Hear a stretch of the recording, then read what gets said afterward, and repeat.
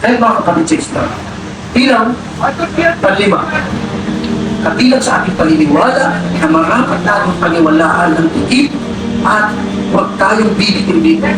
Dapat natin itong aralin ang pag-aaral sa Islam. Ating itong aralin, pagsaksikan natin ito dahil kung hindi natin ito sasaliksikin mga kapatid. Kunting pagsubok lamang, iwang ba, hindi niya nakaagad ang iman. Bakit?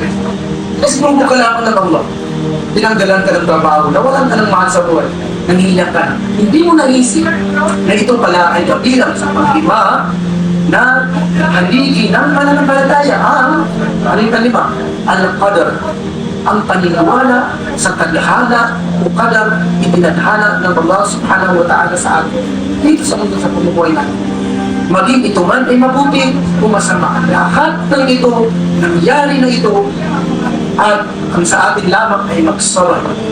Mag-tiis tayo.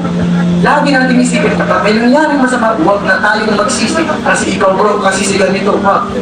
Sabihin natin, magsabar tayo, inna lillahi wa inna ilaihi raji'un. Tunay na ito ay tayo ay lahat ng gamit sa Allah, at lahat tayo ay magbabalik sa Allah. Isipin kagad natin na ito ay pagsubok naman sa akin. Ako ay magsabar, ako ay Muslim, kaya maluwag itong aking tatanggapin sa aking sarili, sapagkat ito ay kabilang sa aking pananampalataya.